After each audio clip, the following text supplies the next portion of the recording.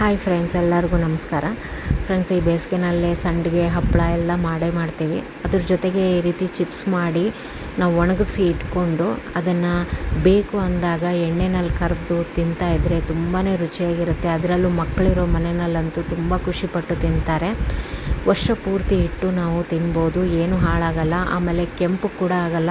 ಬೆಳ್ಳಗೆ ಚಿಪ್ಸ್ ಯಾವ ರೀತಿಯಾಗಿ ಬರಬೇಕು ಅನ್ನೋದನ್ನು ಕೆಲವೊಂದು ಟಿಪ್ಸು ಸಮೇತ ನಾನು ಈ ವಿಡಿಯೋದಲ್ಲಿ ಹೇಳಿದ್ದೀನಿ. ಪೂರ್ತಿಯಾಗಿ ನೋಡಿ, ಇಷ್ಟ ಆಗುತ್ತೆ. ಬನ್ನಿ, ಇಲ್ಲಿ ನಾನು 4 ಆಲೂಗಡ್ಡೆನ ತೊಗೊಂಡಿದ್ದೀನಿ.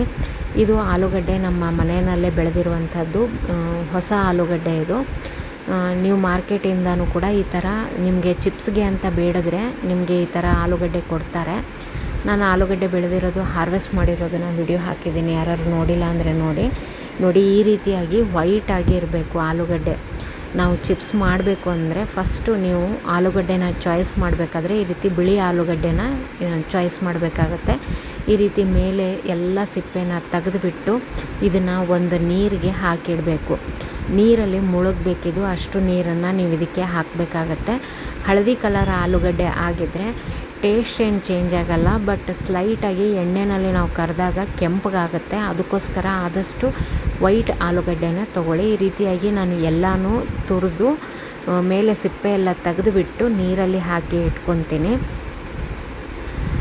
ಈಗ ನೋಡಿ, 4 ನಾನು ನೀರಲ್ಲಿ ಸಿಪ್ಪೆ ಎಲ್ಲ ತೆಗೆದುಬಿಟ್ಟು ನೀರಲ್ಲಿ ಹಾಕಿಟ್ಟಿದ್ದೀನಿ. ಈ ರೀತಿ ಹಾಕ್ಕೊಂಡ್ರೆ ಕೆಂಪಗಾಗಲ್ಲ, ಇಲ್ಲಾಂದರೆ ಒಂಥರ ಕೆಂಪಗಾಗ್ಬಿಡುತ್ತೆ ಆಲೂಗಡ್ಡೆ. ಅದಕ್ಕೋಸ್ಕರ ಈಗ ಇದನ್ನು ನಾನು ಒಂದು ಚಿಪ್ಸ್ ಮಣೆಯಲ್ಲಿ ತುರಿತಾ ಇದ್ದೀನಿ. ಇದು ಸಾಮಾನ್ಯವಾಗಿ ಎಲ್ಲರ ಮನೆಯಲ್ಲೂ ಇದ್ದೇ ಇರುತ್ತೆ. ನೋಡಿ, ಮೆಲ್ಲಗೆ ಈ ರೀತಿಯಾಗಿ ನೀವು ಮಾಡಬೇಕು. ಸ್ವಲ್ಪ ದಪ್ಪ ಬರಬೇಕು ಚಿಪ್ಸು, ಆ ರೀತಿಯಾಗಿ ನೋಡ್ಕೊಳ್ಳಿ. ತುಂಬ ತೆಳುವಾದರೆ ಏನಾಗುತ್ತೆ, ಕುದಿಸಿದಾಗ ಮೆತ್ತಗಾಗಿಬಿಡುತ್ತೆ ಬೇಗ, ಆಮೇಲೆ ಮುರಿದೋಗ್ಬಿಡ್ತವೆ. ಅದಕ್ಕೋಸ್ಕರ ಸ್ವಲ್ಪ ದಪ್ಪ ಇದ್ರೇ ತುಂಬ ಒಳ್ಳೆಯದು. ನೋಡಿ, ಈ ರೀತಿಯಾಗಿ ರೌಂಡಾಗೆ ಬರುತ್ತೆ. ಏನಂದರೆ ತುಂಬ ಅತಿಯಾಗಿ ದೊಡ್ಡ ಆಲೂಗಡ್ಡೆ ತೊಗೊಳಕ್ಕೆ ಹೋಗಬೇಡಿ, ತುರಿಯೋಕ್ಕೆ ಕಷ್ಟ ಆಗುತ್ತೆ. ಅದಕ್ಕೋಸ್ಕರ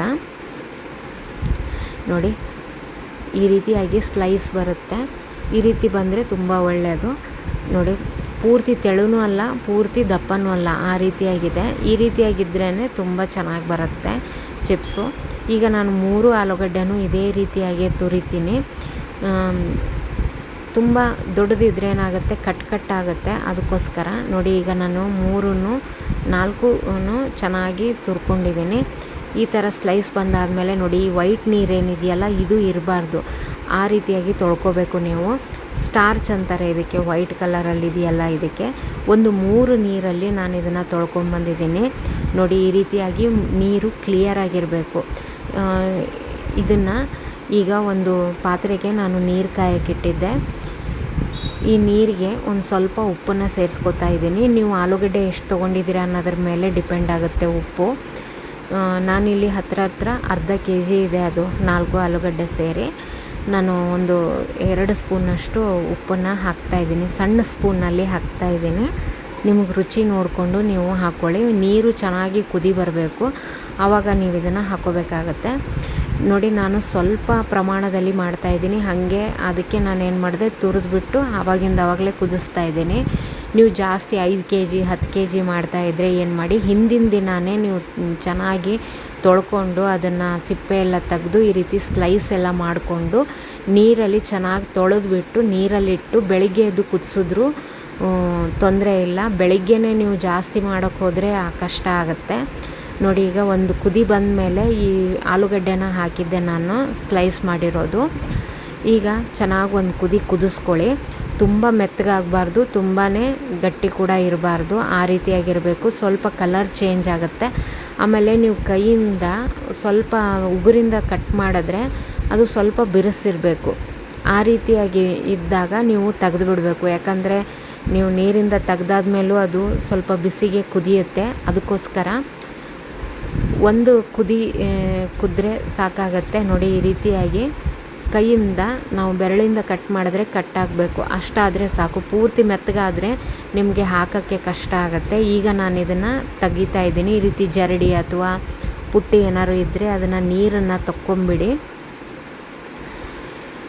ಚೆನ್ನಾಗಿ ಎಲ್ಲನೂ ತೆಗ್ದಾದ್ಮೇಲೆ ಈಗ ಇದಕ್ಕೆ ನಾನು ಇದನ್ನು ತೊಗೊಂಡೋಗಿ ಮೇಲೆ ಬಿಸಿಲಿಗೆ ಹಾಕ್ತೀನಿ. ಇಲ್ಲಾಂದರೆ ನೀವು ಫ್ಯಾನ್ ಗಾಳಿಗೆ ಕೂಡ ಒಣಗಿಸ್ಕೋಬೋದು. ನಿಮಗೆ ಬಿಸಿಲಿಗೆ ನಿಮಗೆ ಟೆರ್ರಸಲ್ಲಿ ಹಾಕೋಕ್ಕಾಗಲ್ಲ ಅನ್ನೋರು ನೀವು ಮನೆಯಲ್ಲೇ ಫ್ಯಾನ್ ಗಾಳಿಗೆ ಕೂಡ ಹಾಕ್ಬೋದು. ನಾನು ಬಿಸಿಲಿಗೆ ಹಾಕ್ತಾಯಿದ್ದೀನಿ. ನೋಡಿ, ನಾನಿಲ್ಲಿ ಒಂದು ಸೀರೆನ ಹಾಕ್ತಾಯಿದ್ದೀನಿ. ನಿಮ್ಮ ಹತ್ರ ಪ್ಲಾಸ್ಟಿಕ್ ಇದ್ದರೆ ಪ್ಲಾಸ್ಟಿಕ್ಕಲ್ಲೂ ಕೂಡ ನೀವು ಇದನ್ನು ಹಾಕ್ಕೋಬೋದು. ನೋಡಿ, ಈ ರೀತಿಯಾಗಿ ಹಾಕ್ಕೊಂಡು ಒಂದೊಂದನ್ನೇ ನೀವು ಇದಕ್ಕೆ ಸ್ಪ್ರೆಡ್ ಮಾಡ್ತಾ ಹೋಗಬೇಕು. ನಾನು ಜಾಸ್ತಿ ಕ್ವಾಂಟಿಟಿನಲ್ಲಿ ತೋರಿಸಿಲ್ಲ ನಿಮಗೆ. ನೀವು ಜಾಸ್ತಿ ಕ್ವಾಂಟಿಟಿನಲ್ಲಿ ಮಾಡೋದಾದರೆ ನೀವು ಹಿಂದಿನ ದಿನವೇ ಸ್ವಲ್ಪ ಪ್ರಿಪ್ರೇಷನ್ ಮಾಡಿ ಇಟ್ಕೊಂಡ್ರೆ ಬೆಳಗ್ಗೆ ಎದ್ದು ಕುದಿಸೋದು ಮಾತ್ರ ಇರುತ್ತೆ, ಈಸಿ ಆಗುತ್ತೆ. ನಾನು ಜಾಸ್ತಿ ಮಾಡಿದಾಗ ಹಾಗೆ ಮಾಡ್ತೀನಿ. ಮೊನ್ನೆ ಮಾಡಿದ್ದೆ, ನಿಮಗೆ ಕೂಡ ತೋರಿಸಿದ್ದೆ. ನಾನು ಹಿಂದಿನ ದಿನವೇ ತುರಿದಿಟ್ಕೊಂಡಿದ್ದೆ. ನೋಡಿ, ಈಗ ಎಲ್ಲ ಬಿಡಿ ಬಿಡಿ ಹಾಕಿದ್ದೀನಿ. ಒಂದ್ರ ಜೊತೆಗೆ ಒಂದು ಹಾಕಕ್ಕೆ ಹೋಗಬೇಡಿ, ಆದಷ್ಟು ಅಂಟ್ಕೊಂಡ್ರೆ ಕೆಂಪಾಗುತ್ತೆ. ಅದಕ್ಕೋಸ್ಕರ ನೋಡಿ, ಮಧ್ಯಾಹ್ನ ನಾನು ನೋಡೋಕ್ಕೆ ಬಂದಿದ್ದೆ, ಆವಾಗ ಇಷ್ಟು ಒಣಗೋಗ್ಬಿಟ್ಟಿತ್ತು. ಬಿಸಿಲು ಜಾಸ್ತಿ ಇದೆ, ಬೇಗ ಒಣಗುತ್ತೆ ಎಲ್ಲನೂ. ನೋಡಿ, ನಾನು 2 ದಿನ ಒಣಗಿಸ್ಕೊಂಡ್ಮೇಲೆ ಈ ರೀತಿಯಾಗಿದೆ. ಈಗ ಇದನ್ನು ಸ್ವಲ್ಪ ಎಣ್ಣೆಯಲ್ಲಿ ಕರೆದ್ಬಿಟ್ಟು ತೋರಿಸ್ತೀನಿ ನಿಮಗೆ. ಎಣ್ಣೆ ಸ್ವಲ್ಪ ಚೆನ್ನಾಗಿ ಕಾದಿರಬೇಕು. ನೋಡಿ, ಈಗ ಎಣ್ಣೆನಲ್ಲಿ ಹಾಕಿದ ತಕ್ಷಣವೇ ತುಂಬ ಚೆನ್ನಾಗಿ ಅರಳುತ್ತೆ, ತುಂಬ ರುಚಿಯಾಗಿರುತ್ತೆ. ಹಾಗೆ ಕೂಡ ತಿನ್ಬೋದು, ಉಪ್ಪು ಹಾಕಿ ಬೇಯಿಸಿದ್ದೀವಲ್ಲ. ಇಲ್ಲಾಂದರೆ ಇದಕ್ಕೆ ಉಪ್ಪು, ಖಾರ ಮತ್ತು ಒಂದು ಸ್ವಲ್ಪ ಸಕ್ಕರೆ ಪುಡಿ ಹಾಕಿ ಚೆನ್ನಾಗಿ ಮಸಾಲೆ ಮಾಡಿ ಹಾಕಿದ್ರೂ ತುಂಬಾ ರುಚಿಯಾಗಿರುತ್ತೆ. ನೀವು ಕೂಡ ಒಂದು ಸರಿ ಮನೆಯಲ್ಲಿ ಮಾಡಿ ನೋಡಿ, ನಿಮಗೆ ಇಷ್ಟ ಆಗುತ್ತೆ. ನೋಡಿ, ಯಾವುದು ಕಪ್ಪಾಗಿಲ್ಲ, ಕ್ರಿಸ್ಪಿಯಾಗೇ ಬಂದಿದೆ. ಈ ವಿಡಿಯೋ ಇಷ್ಟ ಆಗಿದ್ದರೆ ಒಂದು ಲೈಕ್ ಮಾಡಿ. ಹಾಗೆ ಇನ್ನೂ ತನಕ ನನ್ನ ಚಾನಲ್ ಸಬ್ಸ್ಕ್ರೈಬ್ ಮಾಡಿಲ್ಲ ಅಂದರೆ ದಯವಿಟ್ಟು ಸಬ್ಸ್ಕ್ರೈಬ್ ಮಾಡಿಕೊಂಡು ವಿಡಿಯೋಗಳನ್ನು ನೋಡಿ ಸಪೋರ್ಟ್ ಮಾಡಿ ಅಂತ ಹೇಳ್ತೀನಿ. Thank you friends.